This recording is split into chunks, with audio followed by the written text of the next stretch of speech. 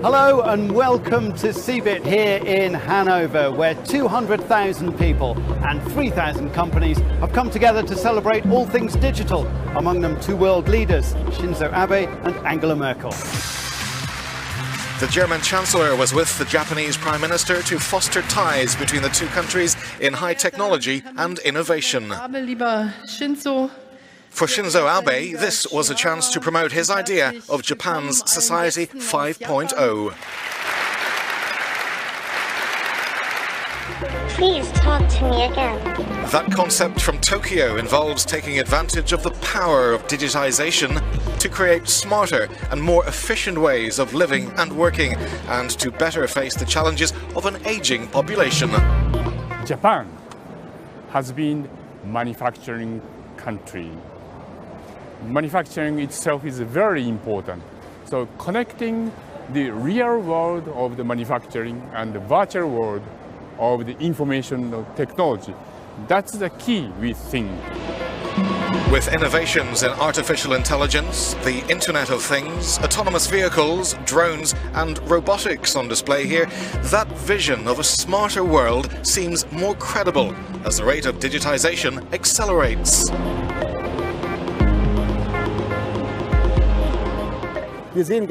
We do see that innovation is no longer linear as it used to be in previous years. Now it's exponential development and technical developments converge together and develop a disruptive power in many sectors of the economy. NASA is planning to get human beings up to the Red Planet at some point during the 2030s. But second man on the moon, Buzz Aldrin, wants to give everyone a taste of the trip before then. Aldrin is creating a virtual reality movie called Cycling Pathways to Mars. Aldrin has long been pushing for us to make the trip in the near future and worked with NASA on a Mars HoloLens experience last year. There's a lot of work and research to be done before any of this film is going to become a reality, of course. But VR experiences like this one are likely to play an important role in prepping astronauts for the trip and giving the rest of us an idea of what life might be like on the Red Planet. Facebook is known as the world's largest social network, but it's no stranger to hardware. Facebook owns the Oculus virtual reality platform, but has always partnered with or purchased a hardware company to get its name alongside physical consumer tech. According to Business Insider sources, the work of Facebook's hardware-focused Building 8 team is going to be presented next month at Facebook's F8 conference. The Building 8 team, led by Regina Dugan, has posted online about hardware advances that could allow people to connect when not physically in the same room. Concern is growing over a bill that would let companies request genetic testing and effectively charge employees more for health insurance if they refuse. The bill aims to clarify rules for workplace wellness programs. Employers would be able to offer discounts of up to 30% to those who participate. For the average family of four, that could be a difference of more than $1,500 a year. Tony DeCopel is here with why some are calling this a penalty for privacy. Tony, good morning. Good morning. Your genetic profile can reveal whether you have a disease or a predisposition to problems like cancer. Critics of this new bill say there's no telling how companies could use that information in the future. So to them, it's a choice between losing privacy or losing what could be thousands of dollars in savings. So this is my grandmother. And she had it. She had it, yeah. Most of the time, Jocelyn Linder doesn't mind discussing the genetic illness that runs through her family, attacking a vein in the liver. So my grandmother passed it to two sons and watched two sons die of this gene. But she wouldn't want a boss to know the details of her family tree. How do you think you would feel if an employer said, we want to see your genetic tests or we're going to charge you 30% more for health insurance? I think it would feel like a penalty. But what Linder calls a penalty, North Carolina Congresswoman Virginia Foxx sees as motivation. She introduced a bill that would allow companies to offer insurance premium discounts to workers who undergo genetic testing as part of a workplace wellness program. If they don't participate in the wellness program, their premium is going to be the same as everyone else. With the exception of the people who participate in the program. Well, it's an incentive to participate in the program. It's hard to imagine a good reason for wanting this information. Nancy Cox is president of the American Society of Human Genetics. In a letter to Congress, her organization and dozens of others said the bill would impose draconian penalties on employees. Federal law bans companies from using genetic information to hire, fire, or discriminate, but critics say a simple blood or saliva test could eventually reveal so much about a person's health and abilities that the urge to peek might be irresistible. There are possibilities for misusing genetic information that make it very important for this information to be private. Lagos, Nigeria, a city on the coast of Africa and built on a lagoon, is struggling with a major water crisis. The UN estimates only 10% of the people living in Lagos have access to local water utilities. But that system is in disrepair, so even they're in trouble. The 90% without access to the utility system have to find their own water. Many people drill their own boreholes or buy from local water vendors. The government recently passed an environmental law that addresses water and sanitation in Lagos. Part of it lays out new fines for those local vendors who sell water without the proper license. Activists were worried the new rules would apply to private citizens too, but the government says individuals are still allowed to collect water for personal use. And Lagos Water Corporation says it has a plan to improve the city's water supply by 2020. But there are allegations that loans from the World Bank haven't been put toward that goal. The world's largest exporter of beef is under scrutiny. Now the Brazilian government is in damage control. The federal government wants to reiterate its confidence in the quality of our national product. I should note that starting tomorrow, the Agriculture Ministry will inform which countries received these products, what these products were, and their origin, company by company. President Michel Temer has been holding an emergency meeting with global business executives and diplomats. He's trying to limit the fallout from a scandal threatening Brazil's $12 billion a year export. On Friday, police raided meatpacking companies accused of bribing inspectors to ignore unsanitary practices and allow the sale of tainted meat. More than 30 warrants were issued. The country's two largest plants, JBS and BRF, both dispute the allegations. Brazilians are now questioning whether their food is okay to eat. You see, we're struggling. We pay our taxes. And why? To consume rotten products? It's awful. The authorities should take measures. It's what we expect. I won't eat any of it. I haven't bought any, and I won't buy any more until the problem is resolved. More than 150 countries import Brazilian meat. China and the European Union are the biggest buyers. The scandal has left people at home and around the world with a bad taste in their mouth.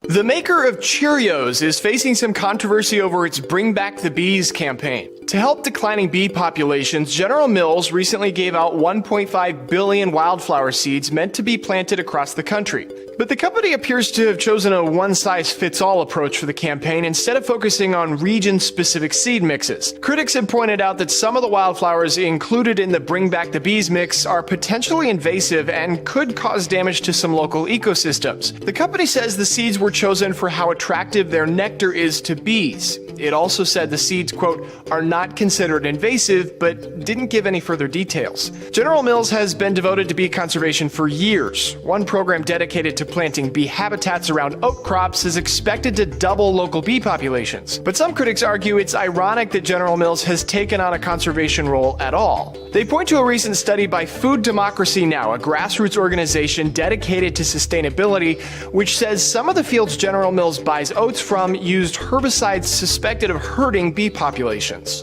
Accusations of the Trump administration having had contact with Russia have been dominating headlines recently, but the head of the U.S. House Intelligence Committee says he's found no evidence of collusion between President Trump's election campaign and the Kremlin. Have you seen any evidence of any collusion between what I'll call Trump world and the Russians to swing the 2016 presidential election? I'll give you a very simple answer: no. A rare voice of disagreement against a torrent of accusations that Donald Trump and his team colluded with Russia. Donald Trump, for some reason, took a very soft line on Russia and maintained that consistently during the campaign, and there does seem to have been some kind of contact between his campaign and the Russians. So claims of Russian efforts to compromise President-elect Trump. Trump has the Kremlin clan surrounding him and have been involved with him for a long time. Possible penetration of a U.S. presidential administration by Russians to whatever degree. And the president needs to realize that it's not going to go away. And this led to a crusade against Trump's team. The first victim was now former National Security Advisor Michael Flynn. He resigned because he misled the vice president over his conversations with the Russian ambassador. But that's not how it's being portrayed in the media. CNN's narrative was Flynn had resigned over links to Russia. The next day, Trump aides were accused of having constant contacts with Moscow. These allegations were based on unnamed sources from the White House, who leaked the information to the media. While Nunes says the leaking of General Flynn's name to the media is the one crime we know that's been committed. And this is how Trump himself and his press secretary reacted to the leaks. I think it was disgraceful that the intelligence agencies allowed any information that turned out to be so false and fake out. The New York Times published a story about what they called contacts between members of the Trump campaign and Russian officials. The FBI deputy director was at a meeting here at the White House that morning. After the meeting concluded, he asked Chief of Staff to stand back a second. He wanted to tell him that the report in the New York Times was, quote, BS. So, has there been any evidence to support the accusations? To echo Devin Nunes, no. Several reports published by the intelligence communities either provided no warranties, in other words, they couldn't guarantee their sources, or relied on various degrees of confidence in them. The previous administration assured us there was evidence, but we haven't seen any. Some of that evidence may not be something that we want to show. A lot of it is classified, and we're not going to provide it. So on Monday, the eyes of the world will be on FBI Director James Comey as he explains exactly what and who the Bureau have been investigating. CNN has reported that the Secret Service detained a man who drove up to a White House checkpoint late Saturday night and claimed to have a bomb in his vehicle. There was no confirmation on whether there was any device in the vehicle, but security at the White House was immediately upgraded. The Secret Service said the incident occurred at 11:05 p.m. at a security checkpoint. 4 hours later, the checkpoint in question remained blocked, but streets reopened and bomb technicians and other additional security personnel left the area. The Secret Service described it as an ongoing criminal investigation. At the time of the incident, President Donald Trump was at his Mar-a-Lago estate in Florida, where he spends most of his weekends. Elle magazine has published accounts of 4 transgender citizens living in Trump's America. The quickly shifting political landscape has become frightening for many of the country's most vulnerable people. Kay Richardson, a gender non-binary person of color, said of the experience, "I'm afraid of getting attacked. I'm afraid of cisgender men who stare at me to the point of being uncomfortable. I'm afraid I won't be able to afford the things I need to live my life authentically." Consistent throughout each of the experiences was a feeling of uncertainty and intense anxiety. President Trump billboard is stirring up a lot of controversy. It's posted over Phoenix, Arizona. The billboard shows President Trump in front of mushroom clouds wearing a Russian flag lapel pin with 2 large dollar signs that look like swastikas. Some people in Phoenix support the message. Others say it goes way too far. It's fantastic. I think this is what art is supposed to do, make statements. I had moved here in 1969. From Czech Republic, which was communist at the time. And so I live under total regime, so I know what I'm talking about. You guys gotta understand what totalism means. He is not. He is the president. Okay? Where is the respect? A Phoenix art patron owns the property under that billboard. He paid to have a Santa Monica artist create that sign. The U.S. Customs and Border Patrol released its guidelines to companies seeking to build the multi-billion-dollar wall that President Trump promised to supporters on the campaign trail. Through the construction of prototypes, CBP will partner with the industry to identify the best means and methods to construct a border wall before making a more substantial investment in construction, the agency said in a statement. The president's budget proposal announced last week included $4 billion to get started with expanding security and building a wall on the U.S.-Mexico border. It's been decades since a pope has been as candid about Satan himself as Pope Francis is. Rather than referring to the actual devil, Pope Benedict XVI often had used theology in his teachings on evil. In an address to a group of priests at a Vatican workshop meant to bolster the skill set of a good confessor, Francis told priests they should not hesitate to call on a Vatican-trained exorcist should they need one. Pope Francis says that priests should first consult psychiatric specialists, but should not rule out exorcism as a form of treatment.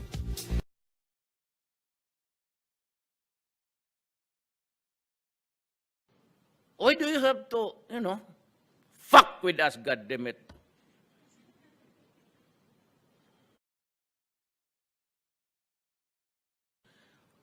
You guys, I'll talk in English.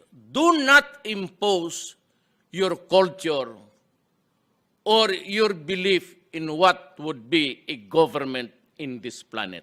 Yeah? Do not impose on other countries, especially us. Ito paborito nila itong mga ASEAN countries. Because there's a death penalty in Indonesia, Malaysia, and I'm trying to revive it and trying as if the other countries of EU walang death penalty, marami pa rin. Itong mga buang na to, hindi ko talaga, why are you trying to impose on us? Why don't you mind your own business? Why do you have to, fuck with us, goddammit? The U.S. is sparing no effort to remind the world how imminent the threat from North Korea is. Let me be very clear. The policy of strategic patience has ended. We're exploring a new range of diplomatic, security, and economic measures. All options are on the table. The country's top diplomat made sure this issue is what's going to dominate headlines during his first visit to Asia. U.S. Ambassador to the UN, Nikki Haley, echoed that sentiment, saying Washington's no longer interested in talking to North Korea. We don't want to get back into the six-party talks. We're not willing to do that. Been there, done that, and it hasn't worked. The day before Tillerson took off to Asia, Washington also announced it would deploy missile-capable drones to South Korea. On top of that, the Navy SEAL team that killed Osama bin Laden will reportedly be joining the U.S.'s annual military drills with Seoul. Of course, it's true, the threat from North Korea has been there for years. The U.S. foothold in the Asian region is faltering. I think the United States is desperate to hold on to its influence in Asia. The Philippines has openly declared it's moving away from its long-standing ties with Washington in favor of stronger relations with Beijing and Moscow. While Malaysia, Vietnam, and Thailand have all been drawing up new defense and security deals with China and Russia. Laos and Cambodia, on the other hand, are looking to Beijing for infrastructure investments. Not to mention the ongoing protests against U.S. military bases in Japan, particularly in Okinawa.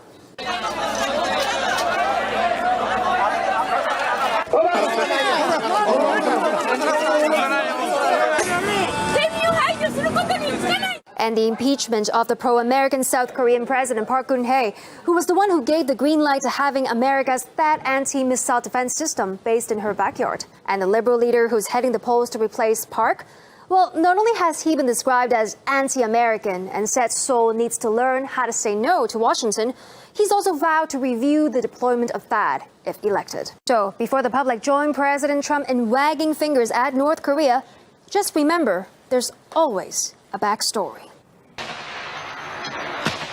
It was a little girl screaming. I saw her mother and father executed on the front door and two Serbian soldiers in black uniform with beards raping her.